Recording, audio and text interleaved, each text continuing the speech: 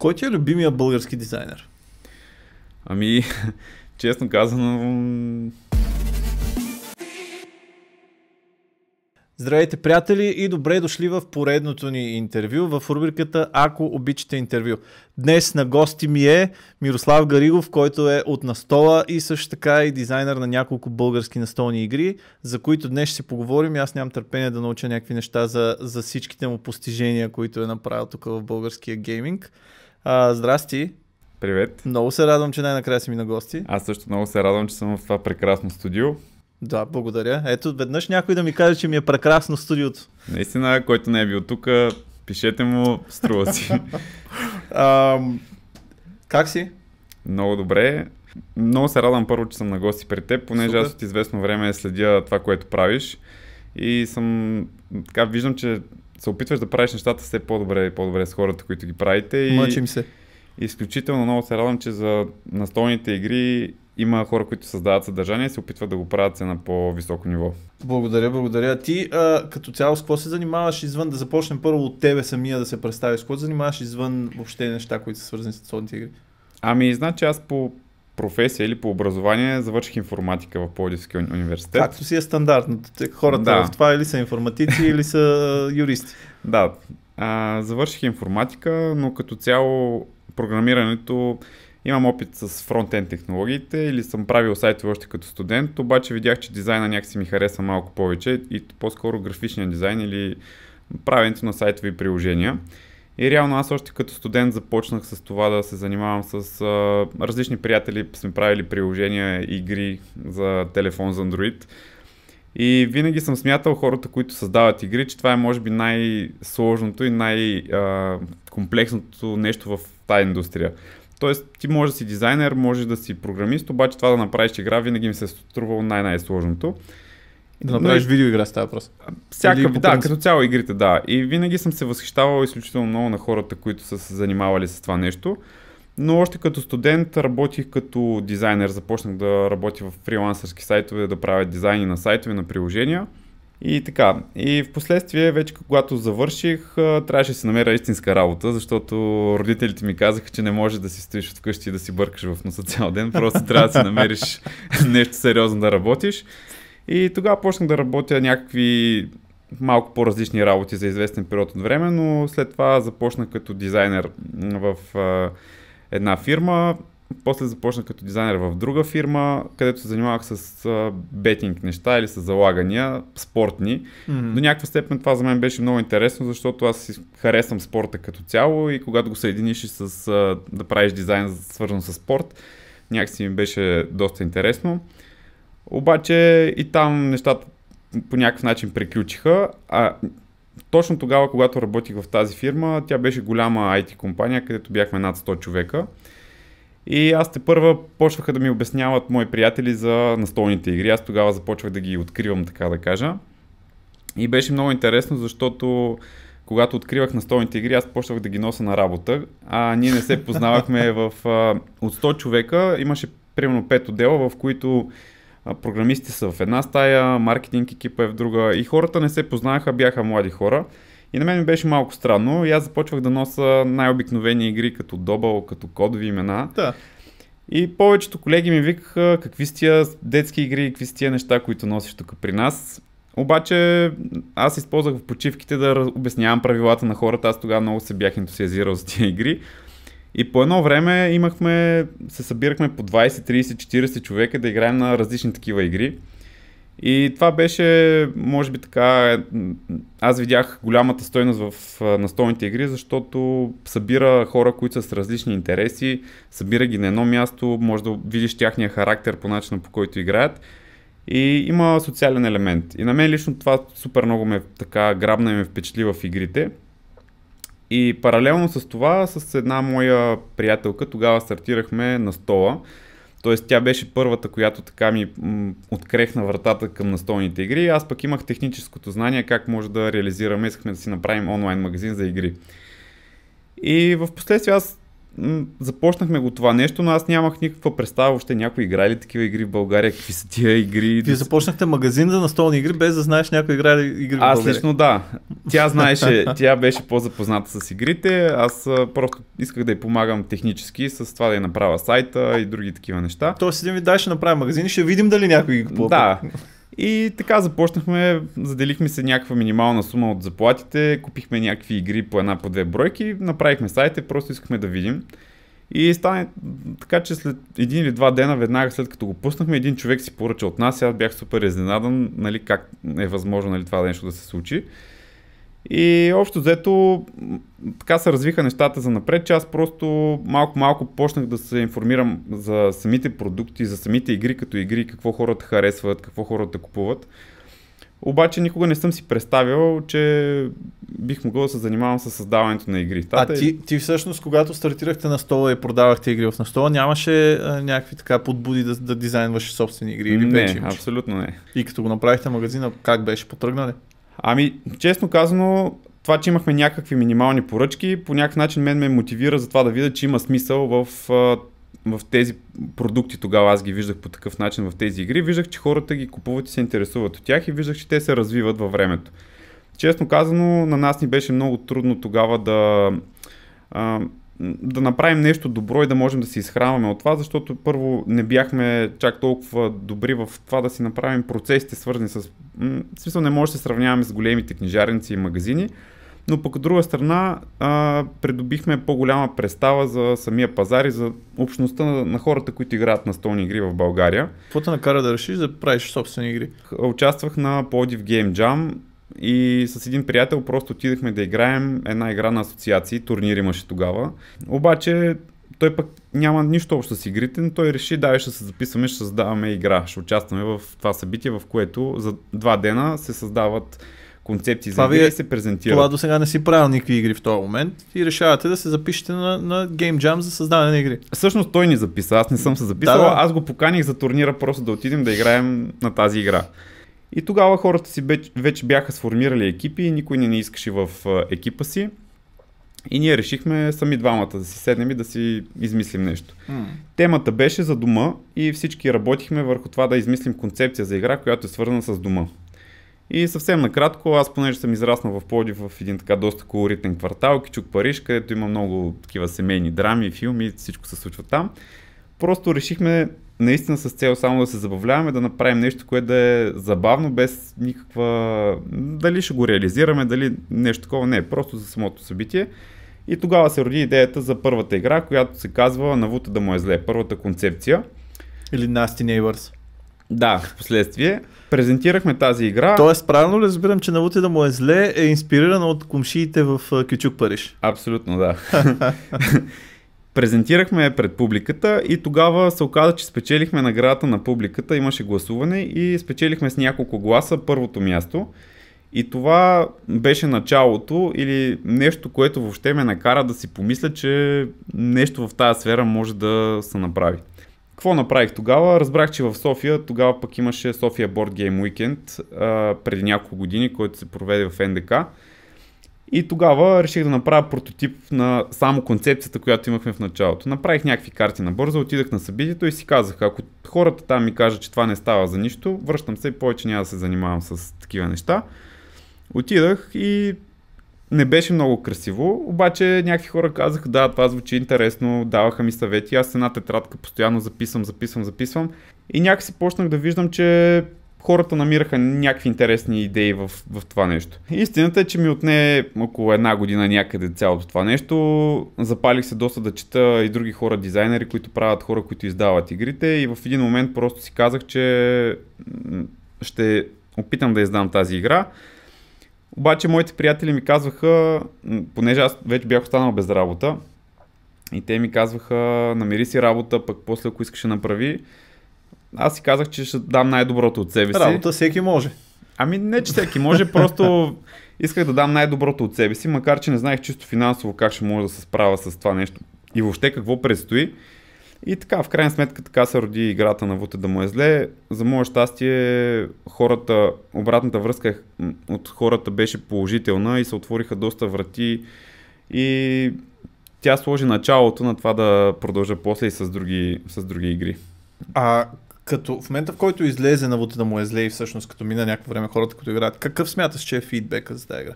Ами, честно казано, аз не мога да определя дали е успех или неуспех, защото няма на какво да го сравня. Тоест аз нямах предишен опит или да виждам други хора в България, които са правили, нали, нещо подобно или в такъв тип категория, в която е на Вота да му е зле, за да мога да преценя дали е успешно или неуспешно. Много често навсякъде, когато питах или търсих помощ или подкрепа от някъде, всички хора, които знаеха малко повече в тази сфера, си криеха знанието и много не споделяха къде си принтират игрите, каква отстъпка ги дават. Всичко беше малко така прикрито, за да все едно има един менталитет да не ти кажа да не ми откраднеш бизнеса или това, което правиш. И честно казано, аз се радвам, защото играта успя да достигне сравнително бързо в кръг, който е извън моя приятелски кръг. Тоест, много е лесно приятелите да ти кажат, да, това е интересно, това е хубаво, но когато отивах на такива събития и виждах, че хора, които не ме познават, ми казват, това е интересно, готино е, даже ме питаха колко пари ще струва, в този момент ти почваш да разбираш, че може би това нещо е добро и си струва да натиснеш още повече, да продължиш. От сегашната ми гледна точка мисля, че играта така за нашите си стандарти и за така българската действителност така придоби популярност и заради нея в момента успявам да продължавам да създавам и други игри и въобще да се развивам в тази насока. Супер, това е най-важното като цяло. А от бизнес гледна точка, успешна ли беше? Надявам се, че ще става и все още по-успешна. В момента играта е преведена и на английски, така че сега просто имам един гъдел в себе си дали хора от други държави биха се препознали в нашия... вече валидна ли е за купуване на английски? Може ли да се купува на... По принцип да, по принцип е валидна, но това е съвсем друга тема, защото за да направиш да издадеш тук в България игра и тя по някакъв начин да се продава, да има нещо съществено, което се случва в нея, все едно да изкачиш мусала.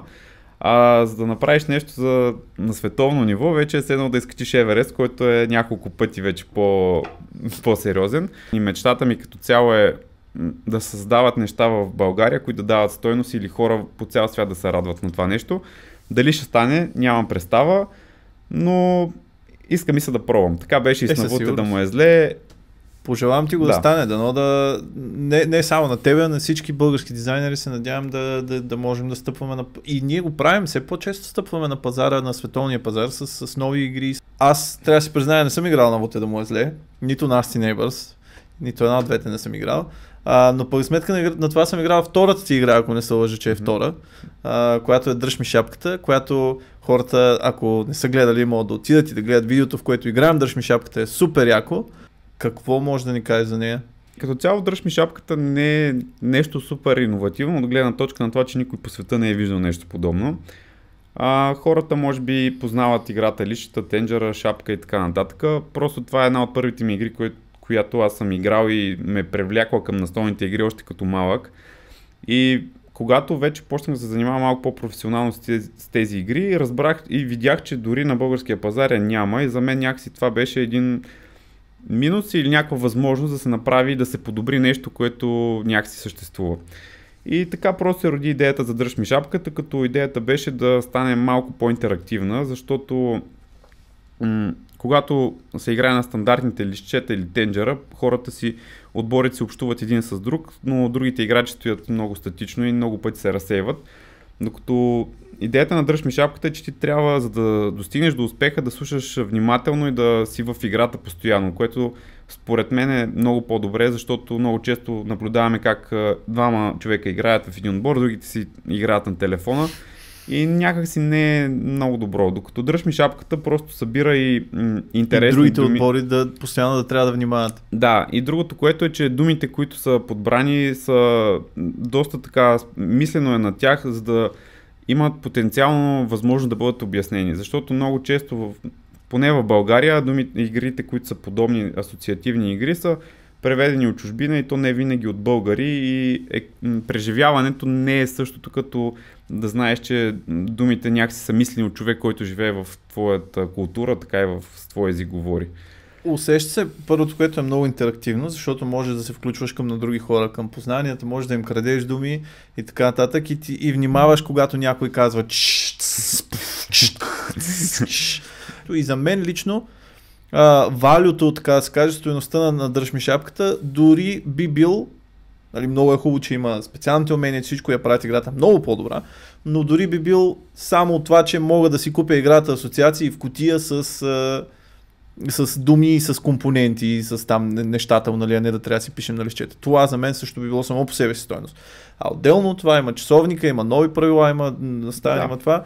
Сега аз лично много харесах играта, честно казано. Така че другите игри все още не съм играл, сега ще ни разкажеш и за сливи за смет, но първо искам да те питам, защо дръж ми шапката като заглавие? Ясно е, че е препратка към шапка, но... Като цяло още с навуте да му е зле, не знам дали се забелязва, но някак си има...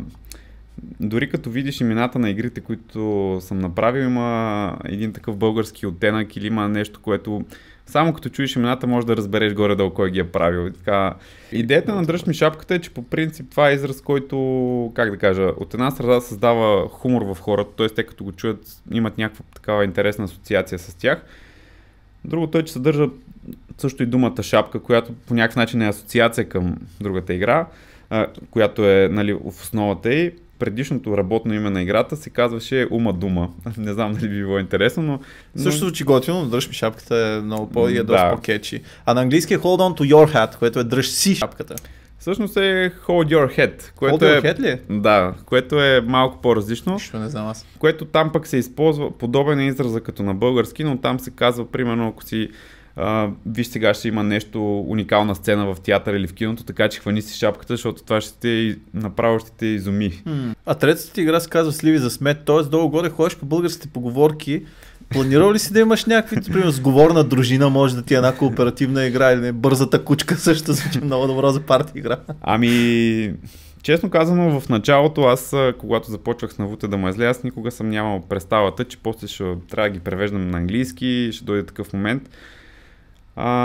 Просто идеята ми е била да направя продукт за България или за хората, които са тук, които те да са максимално, да им е интересно, когато го чуят, да привлече вниманието им, да ги накара да се засмеят или да имат някаква асоциация. Защото лично на мен наблюдавам, че когато аз видя продукт, който не е на български или става по-далечен от мен и ми е по-трудно да се асоциирам с него. А пък игрите, които аз правя, те не са толкова геймърски, те са по-скоро насочени за масовите потребители в България. Даже бих казал, целта на повече от тия игри е да привлечат хора, които по принцип не играят игри и да им покажат, че това е едно интересно, забавно хоби и след това те да минат на нещо по-сериозно, но за целта според мен е нужно да има нещо, което да им е максимално близко до тях, като заглавие, като арт, като тематика, за да може това нещо да се случи. Много готино. А какво ще не разкажа за Сливи за смет и ще има ли скоро Plums for Trash? Всъщност, Сливи за смет и Plums for Trash излизат едновременно, така че... Така ли се казва на английски? Да. Наистина? Това не го знаех. Всъщност това е логично да се казва така, защото е директният превод, ме го казах на майтап по-скоро. Да, просто реших, че ако е на английски, по начина по който е нашата поговорка, от една страна би било много по-лесно да се разграничи като продукти, като игра от всичко, което се търси в Google, защото дори и Nasty Neighbors, ако напишеш в Google, ще ти излезнат доста неща, дори някои нецензурни. Наблюдавам, че е много по-трудно, ако използваш име или фраза, която е, така да кажем, позната за хората в чужбина, докато Plums for Trash е нещо по-уникално. И от тази гледна точка ще е много по-лесно за хората да го намират. Въпросът е, че дали ще може да достигне така и до хората да го открият и да разберат за нея. А какъв тип игра е Сливи за смет? Сливи за смет е малко по-различна от другите игри, които съм правил, защото тя е малко по-така с образователен характер, има и състезателен характер. Идеята на играта е много проста. Имаш едно сметище с отпадъци, в което има 4 вида боклуци, получаваш контейнери, съответно сортираш отпадък от сметището и ги разменяш за един пазар, в който има сливи. Целта е със съобразителност, просто да, понеже пазара е общ за всички, да прецениш кога и как да размениш най-много от своите отпадъци и да спечелиш съответно точки. Идеята на тази игра се роди малко пак от един конкурс, който беше пак София Board Game Weekend, където темата беше за рециклиране. Те трябва да получават такива роялти от твоите игри вече, всичките ти идеи там са отишли. Не, просто аз това наблюдавам за себе си, че повече предпочитам някой да ми даде предизвикателство и да ти каже това са рамките, в които ти можеш да си креативен и ти по някакъв начин да почнеш да мислиш и да използваш целия си житейски, всякакъв опит или всичко, което си преживява в живота, по някакъв начин да го събереш в една игра. Ето можеше да направим чалендж тук в предаването, измисля една игра за 10 минути и после аз ще я издам и ще я продавам.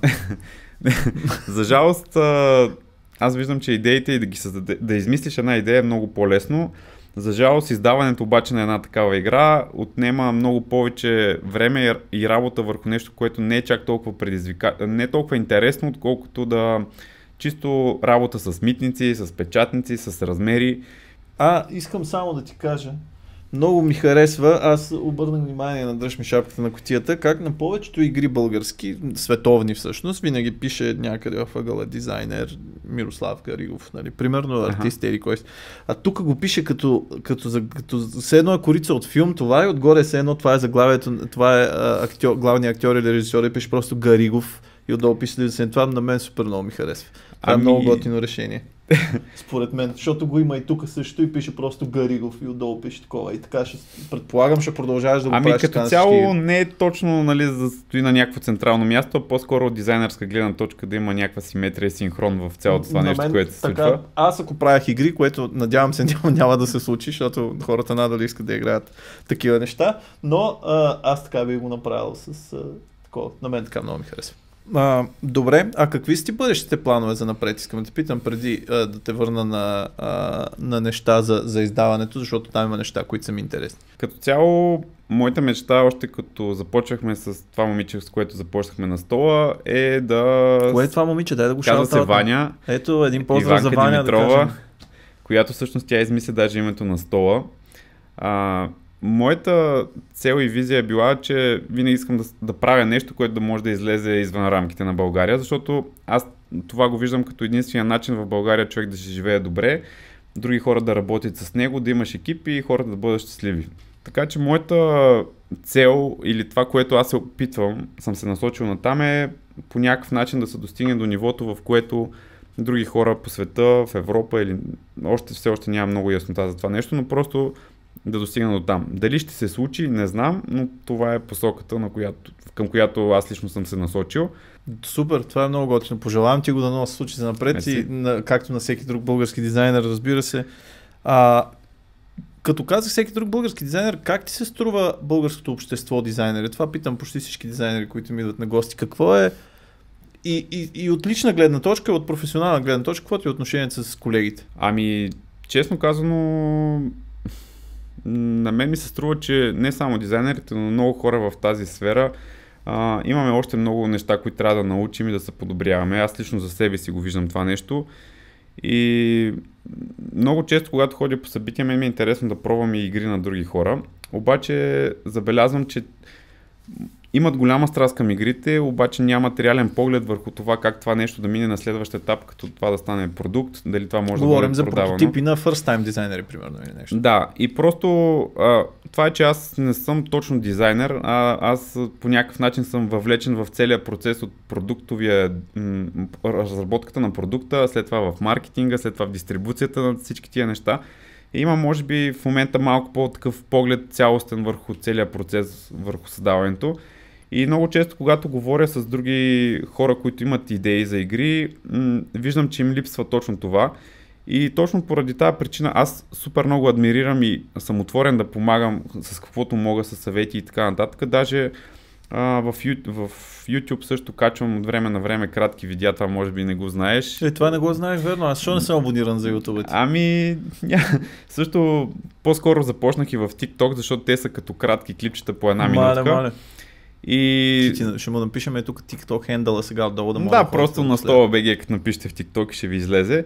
И просто целта ми е да отговарям на въпроси, свързани с това как се създават игри, как се произвеждат, защото виждам, че много от нас не сме запознати с целия процес и примерно, съвсем прясен пример, преди няколко дена ми се обади едно момче, което е създавало една година игра с хиляди компоненти, хиляди карти И просто търсише човек, който да му издаде играта. И аз виждам, че играта може да е много уникална, но само като чуя начина, по който той ми обяснява за компонентите си и за всички тия неща, аз просто разбирам, че това нещо няма как да се реализира, нали, на нашия пазар и въобще.